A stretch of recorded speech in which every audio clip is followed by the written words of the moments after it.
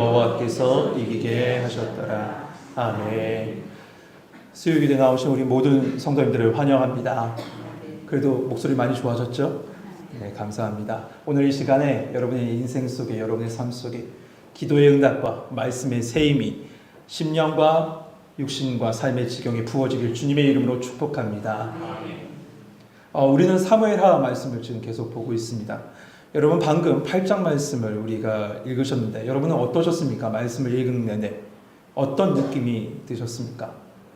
내용은 대부분 싸우고 죽이고 정복하는 내용으로 다 채워져 있어서 이 말씀을 잘못해서 피상적으로만 본다면 왕권을 위해서 정복 전쟁을 계속하는 어떤 호전주의적인 다윗의 모습만 볼 수 있습니다.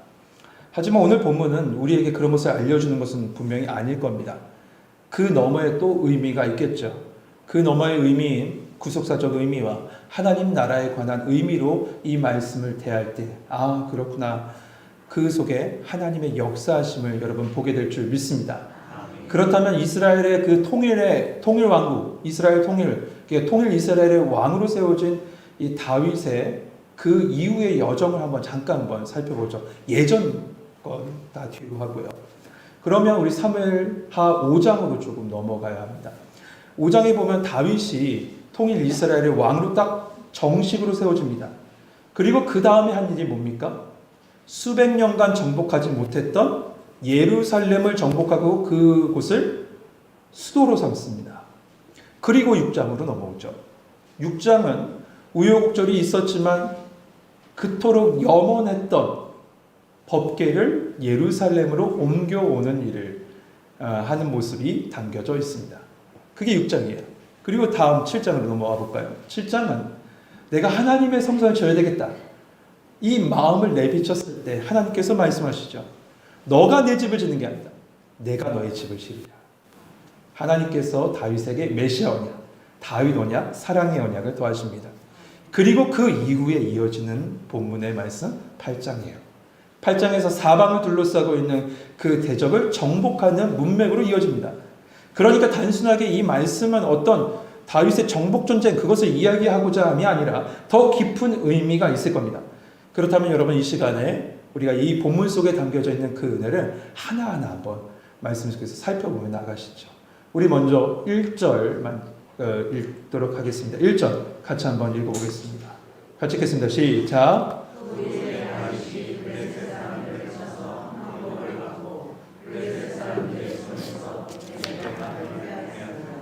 아멘. 8장의 시작을 알리는 단어는 그 후에라는 단어입니다. 이렇게 그 후에라는 단어로 시작했다는 건 단순히 이 시간적 흐름이 이렇게 이어진다라는 것을 이야기하는 게 아니라 앞에 있는 사건과 어떤 시간적 흐름의 연결성이 있다는 거예요. 그리고 의미에도 그 연결성이 있다는 거죠. 그렇다면 바로 앞에 사건, 아까 전에 말씀드렸죠. 어떤 사건이 있었어요? 하나님께서 다윗과 언약을 맺으신 사건이 있습니다. 그 언약 속에 분명히 말씀하십니다. 뭐라고 말씀하시면 하나님의 손길 너의 인생 가운데 있을 것이고 내 씨를 통해 천하 만국이 복을 받을 것이고 내 씨를 통해서 하나님의 역사하심을 보게 될 것이다. 분명히 다윗에게 약속하세요. 다윗이 이제 선한 싸움, 그 약속을 믿고 선한 싸움을 해나가야 돼요. 그러니까 오늘 본문에 나와 있는 모든 것은 그냥 정복 전쟁이 아니라 하나님 나라를 위한 정복 전쟁이 되는 거예요. 그 하나님의 선한 싸움을 하게 될 첫 번째 민족은 어느 민족이냐? 1절에 나와 있는 블레셋입니다. 네, 블레셋은 수차례 우리가 성경 말씀을 통해서 알고 있지만 이스라엘을 대적하는 대표적인 나라입니다. 대적하는 나라. 우리가 모든 대적자들을 생각하면 첫 번째 블레셋을 떠오르지 않습니까? 사사기에서도 그랬고 사울 왕 때도 그랬습니다. 그들은 끊임없이 이스라엘을 괴롭혔어요. 그때마다 어떻게 하셨습니까? 하나님께서 삼갈, 입다, 삼손 하나님의 사사를 보내주셔서요. 이스라엘을 보호해 주셨습니다. 하나님께서 보호하지 않으셨으면 벌써 이스라엘은 멸망당하고 말았어요. 그런데 오늘 본문을 보니 다윗이 이 블레셋을 쳐서 항복을 받고 그들의 손에서 어디를 빼앗았다라고 되어 있죠? 메대감마를 빼앗았다라고 되어 있습니다. 그렇다면 여러분 이 메대감마가 도대체 어디일까요? 네, 아시면 여기서 설교하시면 돼요. 메덱암마, 여러분 아마 여러분의 성경에 다 각주가 달려 있을 거예요. 각주 밑에 보면 그 뜻이, 성경 아래 그 메덱암마의 뜻이 있습니다. 무슨 뜻이라고 써 있습니까? 모성의 굴레, 이렇게 대부분 써 있나요? 맞습니다. 그렇습니다. 모성의 굴레가 이 도시의 뜻입니다. 그렇다면 여기는 더 어디일까요? 더 헷갈리시죠? 네, 헷갈리실 것 같아요. 같은 사건을 기록하고 있는 역대상 18장 1절에 이렇게 나와 있어요. 잘 들어보세요. 그 후에 다윗이 블레셋 사람을 쳐서 항복을 받고 블레셋 사람들의 손에서 가드와 그 동네를 빼앗았고, 이렇게 하면 좀 알겠죠. 다윗이 빼앗은 동네는 가드와 그 영향권 아래에 있는 네 도시, 블레셋은 크게 5도시가 있죠. 가드 비롯해서 아스돗, 아스글론, 에글론, 가사. 이게 블레셋 5대 도시라고 하잖아요. 그런데 가드가 항상 메인시티였어요. 메인시티. 그렇다면 이 메덱암마가 무엇을 얘기하는지 알 수 있습니다. 우리는 블레셋의 메인 도시인 가드를 갖다가 오늘 본문에서 메덱암마라고 해서 어머니의 도시로 여긴 거야. 그리고 그 모성의 굴레, 어머니 도시의 굴레, 그 품 안에 아래에 있는 도시들, 네 도시, 모든 도시를 정복했다라는 것이죠. 그렇게 되면 좀 이해가 되시죠? 블레셋에 속한 모든 곳들을 완전히 정복해서 이스라엘에 완전히 종속시켰다라는 것입니다. 그런 의미로 이렇게 한 거예요. 그래서 이렇게 문학적인 약간 표현을 썼다라고까지 이렇게 얘기하죠. 실제로요, 이렇게 이 모든 블레셋을 이스라엘로 종속시킨 후에 이스라엘이 그렇게 괴롭혔던 블레셋이란 이름이 한동안 등장하지 않습니다. 그 정도로 완벽하게 이 블레셋을 정복하게 돼요. 그러니까 이스라엘 서편에 있는, 그리고 지중해를 끼고 있는 그 연안에 있는 이 블레셋을 완전히 점령했다는 거죠. 다시 한번 강조드릴게요. 블레셋이 이스라엘의 어느 쪽에 있다고요? 서쪽에 있어요. 기억하세요. 서편에 있는 그 블레셋을 완전히 제압했다, 점령했다라는 것입니다. 그렇다면 두 번째 도시가 나옵니다. 2절에 나와요. 2절에 나오는 두 번째 도시는 모압입니다. 모압 2절 한번 보시죠. 다윗이 또 모압을 쳐서 그들로 땅에 엎드리게 하고 줄로 재어 그 2줄 길이의 사람은 죽이고 1줄 길이의 사람은 살리니 모압 사람이 다윗의 종이 되어 조공을 드리니라. 이 말씀에 대한 여러 가지 해석이 있긴 한데요. 대체적인 해석, 메인 해석을 가지고 이 말씀 나눌까 합니다. 다윗이 일단 키를 잽니다. 이 모압 자손을 쳐서요, 땅에 엎드리게 한 다음에 키를 재죠. 그래서 2줄 길이의 사람은 죽입니다. 이 2줄 길이의 사람은 좀 큰 사람, 그러니까 전쟁을 할 만한 성인들을 이야기합니다. 그 성인들은 다 죽이고 1줄 길이에 전쟁에 나오지 못하는 연약한 자, 어린아이들은 다 살려둬요. 여러분 이 모습을 볼 때 어떻게 생각하세요? 조금 잔인하게 느껴지지 않으십니까? 사실 모압은요, 아브라함의 조카 롯의 후손입니다. 그렇다는 것은 이스라엘과 혈연적인 유대 관계가 있다는 것이죠. 그리고 과거에 출애굽 시에 하나님께서 신명기 2장에 이렇게 말씀하셨어요. 그들을 치지 말라라고. 치지 말라고 분명히 말씀하셨어요. 뿐만 아니에요. 다윗에게 있어서는 그의 증조 할머니가 누구죠? 롯 아닙니까? 롯의 고향이 모압이에요. 또한 다윗 본인도 그렇습니다. 사무엘상에 보면 사울에게 쫓겼을 때 그의 부모들을 갖다가 피신시키고 머물러게 했고 그것을 도와준 민족도 모압이었어요. 그런 생각하면 더더욱 이건 너무 잔인한 게 아닌가 이렇게 생각이 들어요. 그런데 말이죠, 여러분. 유대 전승에 의하면 이렇답니다. 지금 이때 모압 왕은 이전에 다윗을 도왔고 다윗과 우호적인 관계를 가졌던 왕이 아니었다라고 얘기해요. 도리어 이 왕은 다윗을 배반했고 그 문서에 의하면 다윗의 부모도 이들이 살해했다라고 합니다. 그리고 다수의 사람들이 아주 극악무도한 짓을 이스라엘 민족이 계속 저지르고 있었다는 거죠.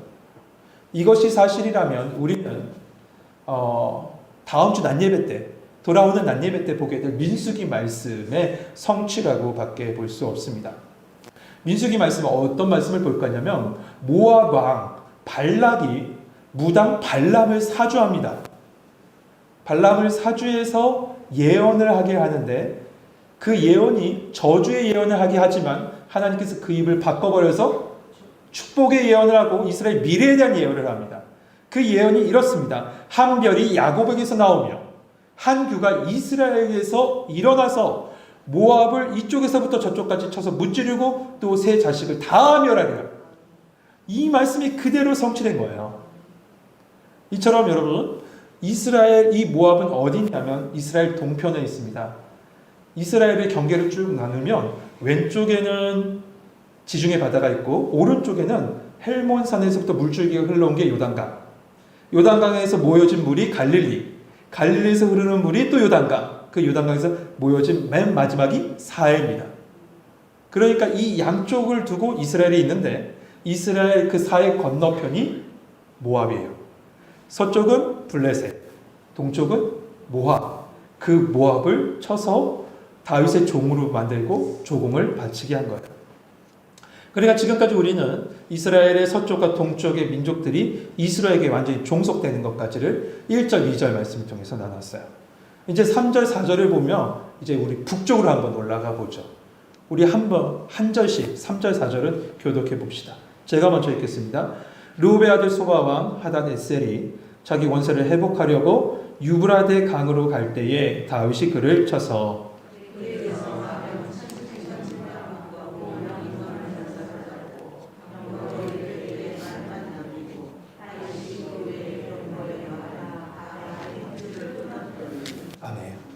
이제 갈릴리 그 바다를 넘어서 더 북쪽으로 올라갑니다. 아람 지역이에요. 아람 지역에 굉장한 힘을 가진 소바왕이 있었습니다. 오늘 본문에 나온 3절, 4절에 읽는 이 내용만 봐도 규모가 얼마나 큰지, 얼마나 강력한 군대인지를 알 수 있는데 그들을 유브라데 강을 갈 때 이 다윗과 이스라엘이 그들을 쳐서 물리칩니다. 그리고 그들에게 가지고 온 물품들이 있는데 그 물품들 중에 그들의 말의 힘줄을 다 끊어버립니다. 여러분, 말은 지금으로 따지면 뭐 날 수는 없지만 비행기 혹은 탱크 같은 군사적으로 아주 큰 힘을 가진 그런 어떤 병기거든요. 그런데 그 모든 것을 완전히 전력을 상실하게 만들어버린 거예요. 말의 힘줄을 끊으면 말이 어떻게 달릴 수 있습니까? 달릴 수 없으니 완전히 끊어버린 거죠. 이것은 이미 모세에게 했던 하나님께서 주신 말씀이 있는데 그 말씀을 다윗이 지킨 거예요. 신명기 17장 16절에 하나님께서 이렇게 말씀하시죠. 왕된 자는 말을 많이 두지 말라. 여러분, 그렇다면 왜 하나님께서 왜 말을 많이 두지 말라고 했을까요? 하나님을 의지하지 않고 그 군사력을 의지하고 나아가는 것을 하나님께서 막기 위해서요. 우리는요, 조금만 좀 뭔가 잘하고 승리하면 내가 다 했다고 얘기해요. 내가 잘나서 한 줄 알아요. 내 능력으로 말이에요. 하나님 미리부터 그게 아니야. 하나님의 은혜로만 사는 거야. 그걸 가르쳐 주시기 위해서, 왕부터 그걸 가르쳐 주시기 위해서 그런 거예요. 그래서 여호수아도 보면요, 이 가나안 정복 전쟁을 수행할 때 이 말씀 따라서 말의 힘줄을 끊고 병기를 다 태워버려요. 그런데 오늘 다윗도 그렇게 하다가 다만 조금 남겨뒀다라고 얘기합니다. 병거 100대를 끌 수 있는 말을 조금 남겨놔요. 이것에 대해서 왜 남겨놨을까? 학자들은 이렇게 나요. 이건 전쟁용이 아니라 의전용으로 남겨놓은 것이다. 이렇게 남겨놔요. 그렇게 이야기합니다. 그러나 여러분, 잘 들으세요. 그 말이 어떻게 쓰였는지 아세요? 이 남겨진 이 병거 100대를 끌 수 있는 이 말이 어떻게 쓰였는지 아세요? 사무엘하 15장 1절에 가면 압살롬이 이 병거와 말 가지고 다윗을 반역합니다. 성도 여러분, 하나님의 말씀은 전적으로 의지하셔야 됩니다. 내 생각이 이 정도만 하면 되겠다. 아니에요. 주의 일을 할 때, 교회 일을 할 때 내 생각으로 하면 안 돼요. 하나님의 말씀 주셨으면 그대로 하셔야죠. 왜 내 생각대로 이렇게 판단해요? 아니에요. 우리의 일상도 마찬가지. 하나님 분명히 말씀 주셨으면 그 말씀대로 해요. 기도하라 하면 기도하시면 되지. 이 정도로 하면 됐잖아요. 이게 아니라는 거예요. 여러분, 그 순간 내 생각이 끼는 순간 내 안에 여리고성의 아간이 들어와요. 오늘 본문처럼 압살롬의 마음을 품게 돼요. 여러분, 하나님의 말씀을 전적으로 의지할 수 있는 우리 성도님 되시길 소망합니다. 이스라엘 북쪽에 있는 소방을 그렇게 쳤습니다. 치자 그 북쪽 조금 아래입니다. 조금 아래, 아예 이스라엘과 북쪽 경계를 맞닿고 있는 도시가 있는데 그게 바로 다메섹입니다. 경계를 이루는 도시가 다메섹인데 그 다메섹이 소바 왕을 도우러 왔다가 또한 패배를 당하고 이 다메섹 안에 이스라엘 수비대를 배치하게끔 하게 합니다. 그리고 그들 또한 조공을 바치죠. 이렇게 해서 이스라엘 북쪽은 완전히 점령하게 된 거예요. 여러분 지금까지 다시 한번 이스라엘 정복 전쟁 정리 한번 해보죠. 서쪽에 있는 어떤 나라였어요? 블레셋을 갖다가 점령했습니다. 동쪽에 어떤 나라였어요? 모압. 네, 맞습니다. 모압을 점령합니다. 방금 보신 북쪽에 있는 소바와 다메섹까지 완전히 싸움을 이기고 수비대를 둡니다. 그것은 실질적으로 그곳을 점령했다라는 것이죠. 그렇다면 이제 남은 곳은 어디죠? 제가 다시 셀까요? 동서북입니다. 그러면 어디 남았어요? 남쪽 남았죠. 네, 잘하시네요. 그러면 남쪽은 아예 남겨뒀을까요? 그렇지 않죠. 13절, 14절로 넘어가야 돼요. 한 절씩 한번 교독해보죠. 13절 제가 읽겠습니다. 다윗이 소금 골짜기에서 에돔 사람 18,000명을 쳐 죽이고 돌아와서 명성을 떨치니라.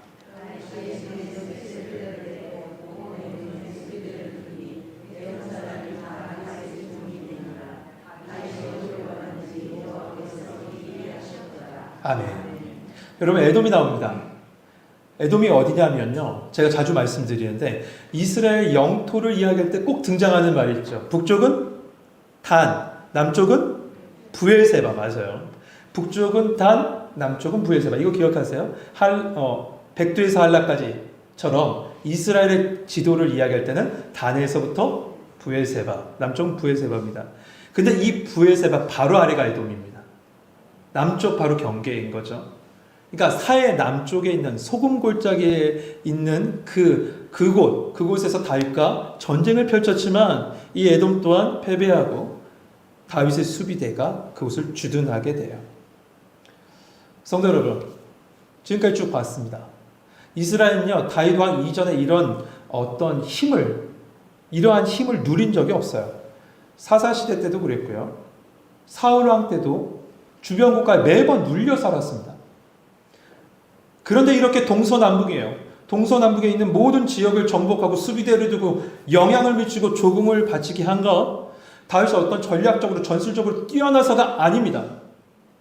이 모든 거 하나님이 하신 겁니다. 그래서 이스라엘 동쪽과 서쪽 그리고 북쪽에 있는 두 나라의 싸움을 완전히 승리한 후에 성경은 이렇게 말합니다. 6절 하반절에 다윗이 어디로 가든지 여호와께서 이기게 하시니라. 할렐루야. 누가 이기게 하셨습니까? 여호와께서 이기게 하셨습니다. 하나님께서 이기게 하셨습니다. 이 부분 놓치시면 안 돼요. 어디로 가든지 이겼다 끝이 아닙니다. 누가요? 여호와께서, 하나님께서 이기게 하신 겁니다. 또한 남쪽 에돔과의 싸움, 그 싸움에서 승리한 후에도 동일하게 말씀합니다. 14절 하반절에 보면 다윗이 어디로 가든지 여호와께서 이기게 하셨더라. 그렇습니다. 하나님께서 하신 일입니다. 하나님께서 승리케 하신 겁니다. 우리의 싸움 하나님께서 승리케 하실 때 우리는 승리할 줄 믿습니다. 그런데 여러분 기억하실는지 모르겠습니다. 하나님께서 다윗에게 내가 어디로 가든지 승리케 해주시겠다는 이 말씀, 그러한 승리케 하신 이 말씀의 배경이 되었던 모습이 있습니다. 다윗의 모습. 사무엘하 2장 1절입니다. 우리 사무엘하 2장 1절로 다시 한번 돌아가 봅시다. 사무엘하 2장 1절.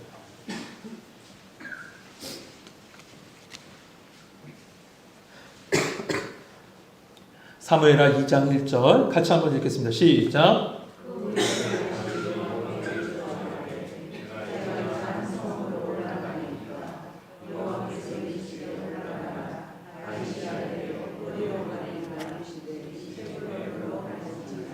아멘. 다윗은요 매 순간 어디로 가든지 무엇을 하든지 하나님께 묻고 시작했어요. 기도했어요. 이건 하나님을 완전히 의지했다라는 거예요. 여러분 이렇게 하나님을 전적으로 의뢰하고 어디를 가든지 기도했던 다윗을 하나님은 어디로 가든지 이기게 하셨어요. 이겁니다. 어디로 가든지 하나님께 기도했던 그를 어디로 가든지 승리케 하셨다. 이게 이 말씀의 포인트인 거예요. 성도 여러분, 어디로 가든지 무엇을 하든지 먼저 하나님께 기도하십시오. 기도보다 성령보다 앞서면 안 돼요. 끊임없이 강조하는 부분 중에 예전에 기억하세요? 어떤 성도님의 기도 고백 중에 이 고백이 있었다는 거. 하나님, 올해는 하나님의 뒤통수만 보고 따라가겠습니다. 무슨 말이에요? 하나님 앞서가시면 그 뒤따라가겠다는 거 아니에요? 여러분, 올 한 해 어디로 가는지 하나님의 뒤통수만 보고 따라가시길 바라요. 기도하면서 뒤통수 보고 따라가세요. 그러면 어디를 가든지 하나님께서 이기게 하심을 경험하게 할 줄 믿습니다. 이처럼 다윗이 아주 하나님께서 주신 큰 승리를 경험했어요. 그때 하나님께서 그를 마음껏 축복하시죠. 축복하셔서 무엇을 주셨습니까? 금과 은과 많은 놋들을 다 얻게 하셨어요.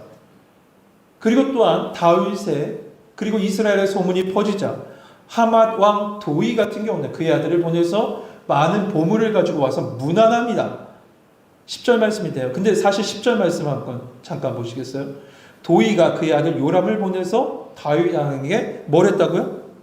문안하고 축복하게 하니 라고 되어 있어요. 10절 맞죠? 네, 맞습니다. 문안하고 축복하게 하니. 근데 이 말이 뭐냐면 문안이라는 말이 사실 샬롬이에요. 평화를 구한 거예요. 그랬다는 것은 이거죠. 먼저 평화의 메시지를 전한 거죠.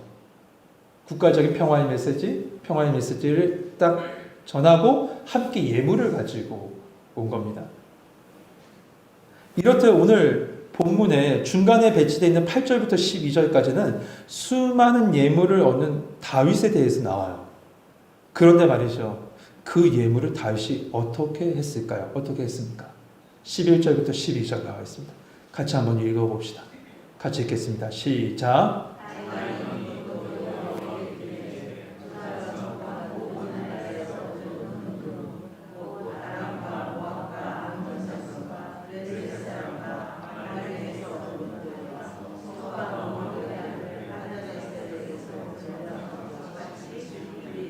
아멘. 11절 시작과 함께 얘기했죠. 다윗이 그것도 여호와께 드리되 하나님께 드렸어요. 모든 것 자기가 취하지 않고 자기의 영광으로 찾지 않고 하나님께 드렸어요. 그렇다면 하나님께 드려진 이 예물은 어떻게 쓰임받았을까요? 네, 솔로몬 때 하나님의 성전을 짓는 데 쓰임받아요. 그 모든 건 하나님 영광을 위해서 쓰임받았다라는 것이죠. 모든 건 하나님께서 하신 것입니다. 왜 하신 겁니까? 하나님의 영광을 위해서요. 내 삶을 왜 승리케 하십니까? 하나님의 영광을 위해서. 나에게 왜 축복을 부어주십니까? 하나님의 영광을 위해서라는 겁니다. 성도 여러분, 우리도 선한 싸움을 계속 싸워갑니다. 아담 타락 이후에 우리도 영적인 싸움을 싸워간다라고 계속 얘기 드렸습니다.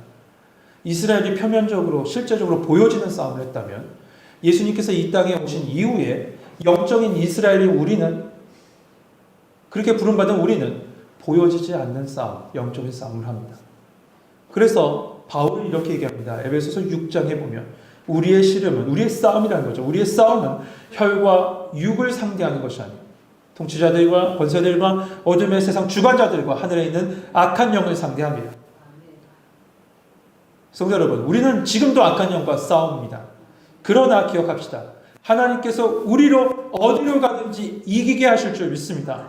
예수 이름 붙잡고 살아가는 사람, 하나님의 언약을 붙잡고 살아가는 사람 이기게 하십니다. 그래서 오늘 본문 바로 앞에 다윗에게 언약을 주신 겁니다. 그 언약을 붙잡고 다윗은 싸웠기 때문에 이기게 하신 거예요. 우리 또한 언약이 있습니다. 완전한 언약 대신 예수 그리스도가 있습니다. 그 언약을 붙잡고 세상 가운데 싸워나가면 우리로 어디로 가든지 이기게 하십니다. 그러기 위해서는 또한 우리가 어디로 가든지 무엇을 하든지 무엇 해야 됩니까? 기도해야 됩니다. 하나님 의지하겠습니다. 당신 의지하고 붙잡고 살겠습니다라고 기도하는 겁니다. 기도를 그래서 놓쳐서는 안 돼요. 그때 하나님께서 우리에게 어디로 가든지 승리케 하시고 또한 그 승리를 통해서 다윗이 하나님께 영광의 예물을 올려드렸듯이 우리의 삶이 영광의 예물이 돼서 하나님의 영광을 드러내는 삶을 살게 하실 줄 믿습니다. 소망합니다. 우리 교회가 온전하게 하나님을 의지하고 언약 붙잡고 믿음의 싸움을 싸우려 할 때 내 삶에서 매일 승리를 주시고 그 삶을 통해서 하나님의 영광을 드러내는 삶을 맛보며 살아가는 성도님 되시길 소망해요. 그때 우리에게 부어진 축복이 있습니다. 그리고 다윗은 자연스럽게 그 명성이 떨치더라라고 되어 있죠. 그가 이름을 내려고 하지 않았어요. 하나님의 언약 붙잡고 싸웠더니 그 이름을 내게 하신 거예요. 명성을 주신 거예요. 우리 청우교회, 우리 청우교회에 속한 모든 성도들, 수육에 대해 나온 모든 성도들의 삶이 이러한 삶 되시길 주님의 이름으로 축복합니다. 우리 찬송